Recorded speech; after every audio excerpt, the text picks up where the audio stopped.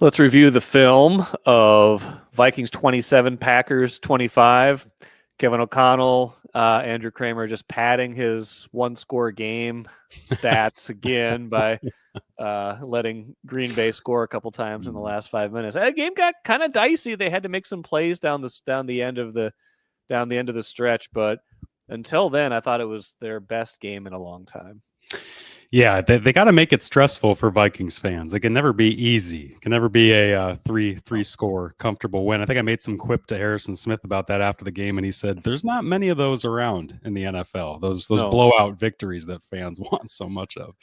But it was impressive for them. We'll get into it, but for them to shut down Jordan Love and the Packers offense the way they did, and eventually carve up their defense the way they did, it was very impressive. It was. We'll get to some of that film in a minute. First, my 3 hot takeaways. Number one, I think the one misstep from Kevin O'Connell on Sunday. I watch all of his post-game locker room speeches, all that. Just you want to kind of get the feel for what they're talking about, giving out the game balls.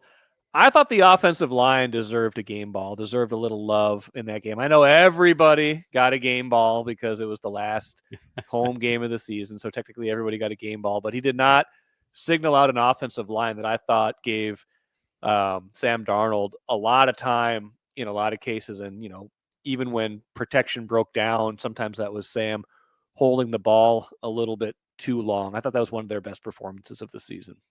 It was. It eventually turned into a good one. I would say that I think the Vikings' slow start on offense had in part to do with the O-line not playing well initially. There was one play where Devontae Wyatt spun around Brian O'Neill in a way that we're not used to seeing too many people do. But eventually they settled in, and early on, it was a credit to Sam for actually being mobile, getting the ball out, finding completions where there wasn't many. I thought the Packers under Jeff Hafley, their first-year defensive coordinator, they design and decept offenses very well. They do the pre-snap disguises kind of stuff that Brian Flores loves to do.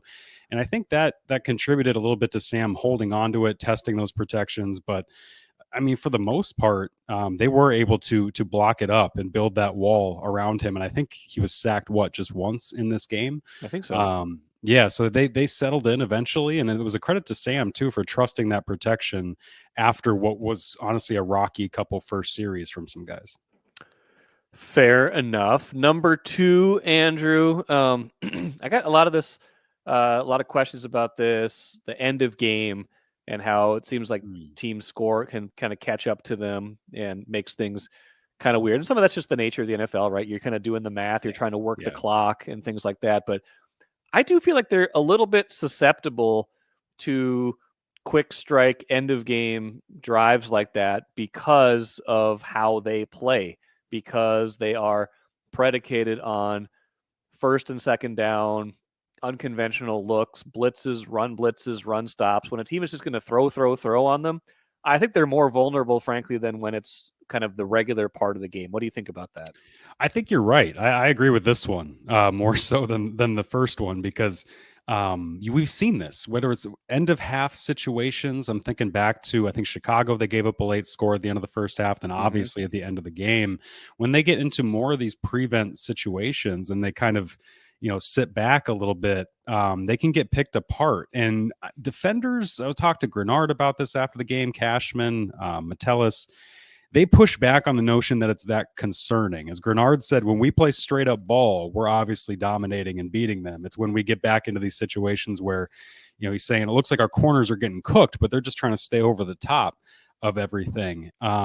But I think it still shows kind of their shortcomings a little bit in man coverage. They don't play a ton of it, but they did on Sunday. Next Gen Stats said they ran it like 10% in the first meeting with Green Bay. And then on Sunday, it was like 50%. It was one of their highest marks of the season. So they changed it up and tried to play more man, but you see how you can get beat when you've got Shaq Griffin in his, 8th year on his 4th team and he's not playing his best ball right now. You got Gilmore, who's 36, 35 years old on the other side. Byron Murphy is really the only guy in the prime of his athletic career who's built Yeah. to win in those situations. So I do think that there's something to that, but the Vikings will tell you we're only going to face those situations in the final 2 minutes of halves or when we've built such a lead that we can do that like we did on Sunday. I think the truth is somewhere in the middle of how concerning that should be, because at some point, whether it's on Sunday in Detroit or it's a playoff game, you're going to find yourself in a close game in a hurry up mode where you're going to have to get a stop. And obviously we'll see if they can do it. Speaking of concerning, the last one, I'm going to push against fans a little bit on this one. I'm not as concerned about Will Reichert missing a couple kicks yesterday because I feel like he has built up enough equity throughout the year, even though he's just a rookie, and B, is the kind of like personality, has the kind of personality that will pretty easily move past a rough day. What's your fans are freaking out? What do you think about that? I wasn't expecting that from you. I was expecting you to do full five No, alarm I'm good. fire. I'm okay. DEFCON 1 is the highest, I I think think. 1, yeah, 5, yeah. The DEFCON, the lower the DEFCON, the worse it is, which is kind of, no, that's not how you think it was. I expected DEFCON 1 from you on this. Yeah. For you to say the O-line deserves game balls and you're not worried about the I kicker, know. this I'm is a zigging new, when you zag. Yeah. a new, a new Michael Rand. I love it. Right. Yeah, you know what? I think that's probably what the Vikings are telling themselves, and I think there's legitimate reason to believe that, because this kid hadn't missed multiple kicks in a game. The only other time was when he strained his right quad, Right. and he had admitted he had gone into the game with an issue in that leg, and he just hadn't told the coaching staff about it. So that was a moment they sat him down and told him, hey, if this happens again, you got to let us know your leg's not right. There's no indication he wasn't healthy, though, here when he's missing what was actually 3 kicks, but one of them didn't count because of, I think LaFleur had called a timeout or the Vikings had called a timeout. It was the penalty. Oh, that's right. I'm sorry. The penalty. You're right. So he ends up missing 2 that count. Otherwise, you take the body of work of what he's done as a rookie. Coaches will tell you this kid's kicked in the SEC at Alabama in front of bigger crowds than what we're seeing on Sundays. But these are still the biggest moments of his life to date. And so it's going to be interesting to see, because that was the biggest game of his career so far, before Sunday's game in Detroit and then before the playoffs. So I wouldn't say it's totally not concerning. You want your young kicker to have the momentum and the peace of mind that what I'm doing is right. But I would agree with you that Reichert has shown the way he's bounced back from misses before, especially that injury, that bad game. I think it was against the Colts back on November 3rd. He's shown you that he can be somebody that you should trust until he gives you enough reasons not to.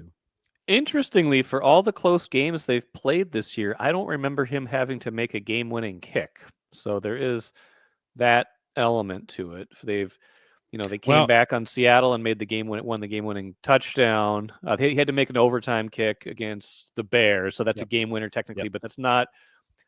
Yeah, that's definitely a game on the line. But I'm also that was a short one, and I'm also thinking like I feel like there's massively more pressure on the kicker where make or miss means win or lose. When you're tied and you're making the kick, I think it's a little bit different than it's like 24-23 and you're coming up and it's like if you make it, you win, you miss it, you lose. I think there's a difference there. So he hasn't gone through the full ringer yet, but he seems like the kind of guy that is going to be basically the same guy no matter what to me.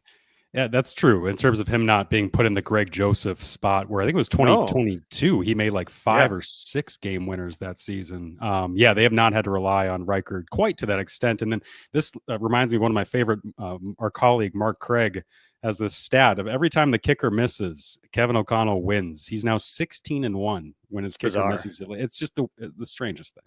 Weirdest stat, but it's true, and they keep winning. Let's